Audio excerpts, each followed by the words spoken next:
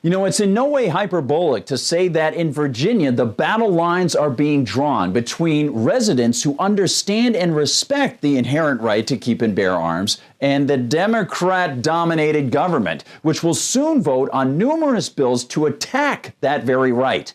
And one epic new sign of just how important this is just appeared in the statement by the Culpeper County Sheriff that he will deputize thousands in order to allow them to circumvent gun grab bills.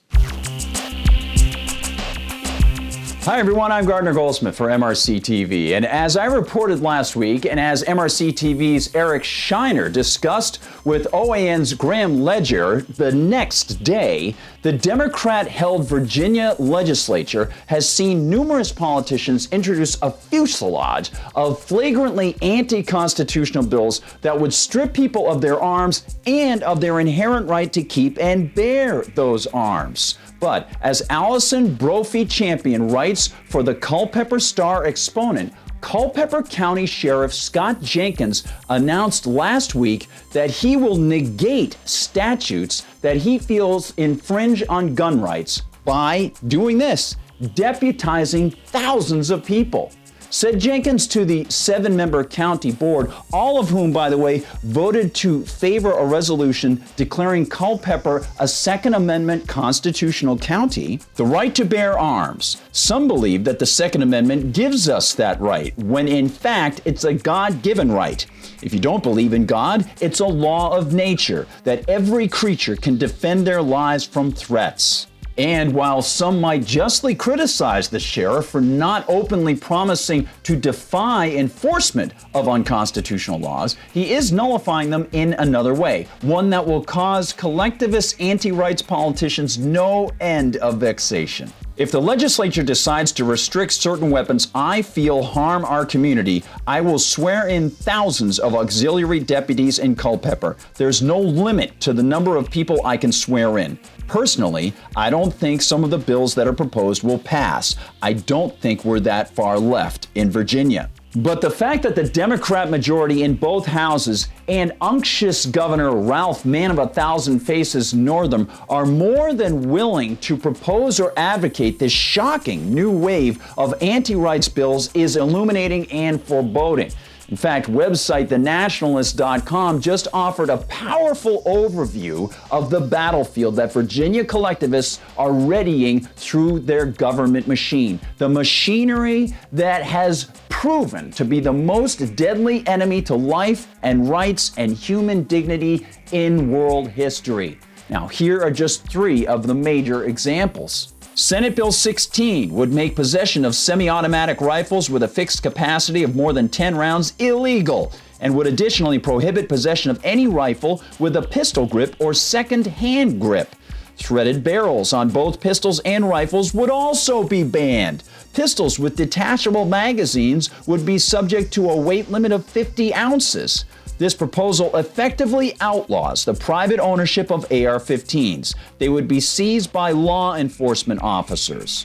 Oh, by the way, those would be law enforcement officers armed with firearms, of course. Senate Bill 18 would make it illegal for anyone under the age of 21 to buy any firearm. Children under the age of 18 would be banned from using a firearm without adult supervision. Some critics of the bill argued that it would make self-defense technically illegal for minors. A very good point. Senate Bill 64 is perhaps the most troubling of the proposals. This proposal would potentially make firearm instructors liable for the way students use weapons in the future. Should a student end up misusing a firearm for some criminal act, his former instructor could be found guilty of felonious paramilitary activity. Critics argue it could have a chilling effect on gun safety courses. All excellent points. And Culpeper County resident Charles Evering said this at the board meeting. The ultimate end for me is for the governor to realize that we got people out here that think different than he does. And he ought to read the Constitution and realize that when he took his oath of office, it meant to defend that Constitution, not tear it apart. What Evering said and what Sheriff Jenkins is ready to do are tremors welling from deep within the core of American Anglo-Saxon heritage. And they should shake those self-seen gods of Virginia politics into a realization that they're just people, endowed with no more right than any other to threaten acts of violence against their neighbors' rights to exist or defend their existences. And there's something else to note about this, something deep about how politicians view agents of the state versus us. As The Truth About Guns explains, he's pledging to deputize thousands of Old Dominion residents, giving them the Second Amendment protections that will no doubt be built into the Democrats' gun control schemes as carve-outs for law enforcement officers. The fact that government rulers are prepared to carve out exceptions for their tax-funded enforcers is a very, very dangerous trend. No one in government has any right to favor the state over civilians or tell another human being whether he can or cannot protect himself, period. This is a struggle that runs like a river from the Old Testament through the New Testament to Chinese philosopher Lao Tzu to Lexington and Concord.